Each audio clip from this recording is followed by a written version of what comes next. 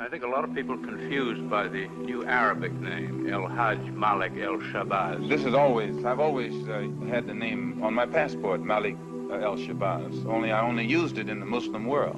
Well, Hajj is a title that is given to any Muslim who makes the pilgrimage to Mecca during the official Hajj season. One thing that I found in all of my travels was that all of the Africans, not only Africans, but the Asians and the Muslims, look upon us as their long-lost brothers.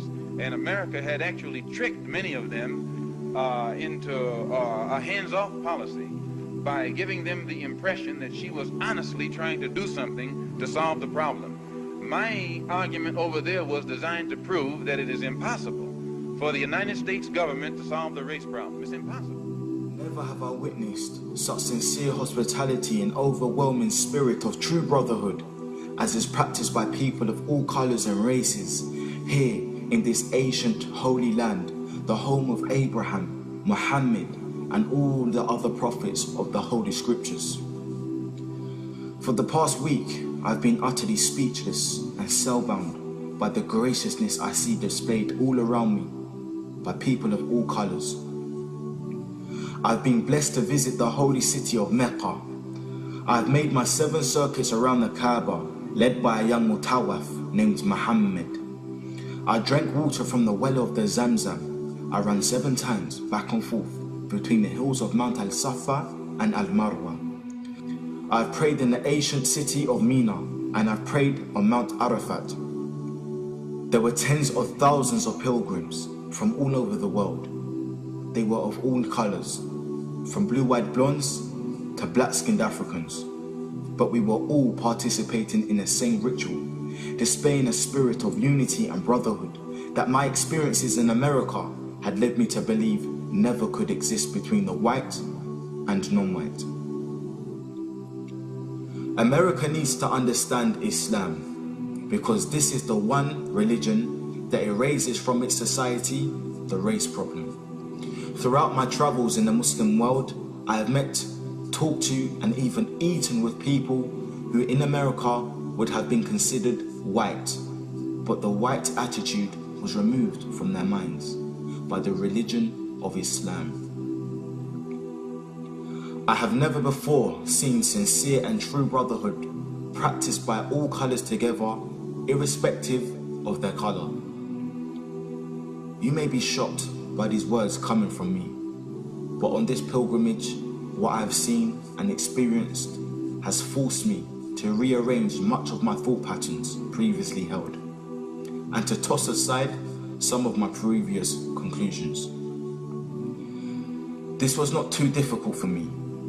Despite my firm convictions, I have always been a man who tries to face facts and to accept the reality of life as new experience and new knowledge unfolds it. I have always kept an open mind, which is necessary to the flexibility that must go hand in hand with every form of intelligent search for truth.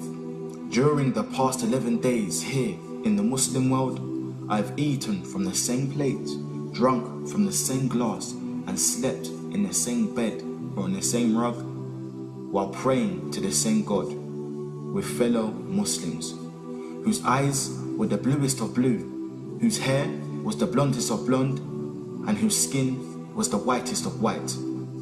And in the words and in the actions and the deeds of the white Muslims, I felt the same sincerity that I felt among the black African Muslims of Nigeria, Sudan and Ghana.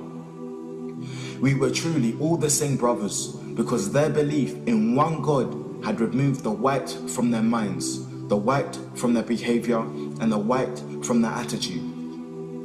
I could see from this that perhaps if white Americans could accept the oneness of God, then perhaps too they could accept the reality, the oneness of man, and cease to measure and hinder and harm others in terms of their differences in color. With racism plaguing America like an incurable cancer, the so-called Christian white American heart should be more receptive to a proven solution to such a destructive problem. Perhaps it could be in time to save America from imminent disaster. The same destruction brought upon Germany by racism that eventually destroyed the Germans themselves.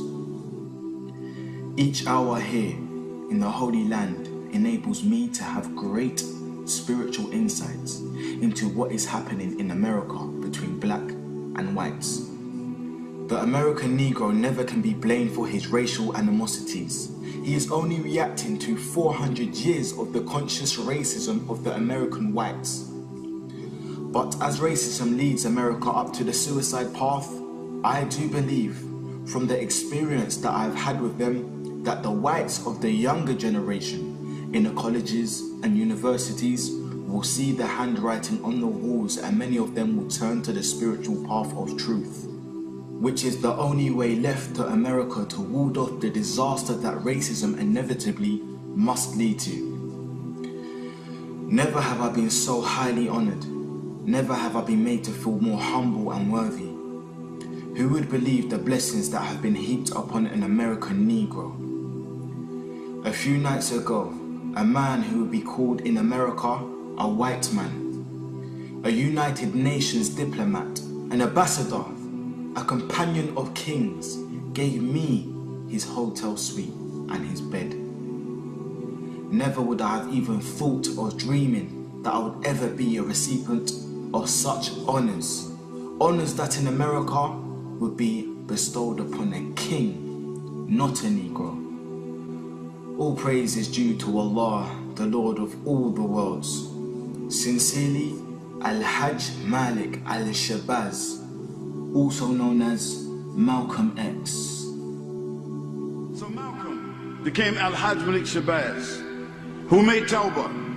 He took his Shahada. He performed his Hajj. He said, on my way back from Mecca, I visited 7 countries, and the CIA, and the FBI, and the International Interpol Police, and others plotted to try to kill me at least 5 times. You don't have to ask yourself why they were plotting to kill this man. If I recall, I pointed out that while I was at Mecca making the pilgrimage, I spoke about the brotherhood that existed at all levels and among all people who were there on that Hajj, who had accepted the religion of Islam. And I pointed out that for what it had done, what the religion of Islam had done for those people over there, despite their complexion differences, that it would probably do America well to study the religion of Islam, and perhaps it could drive some of the racism from this society as it has driven racism from the Muslim society.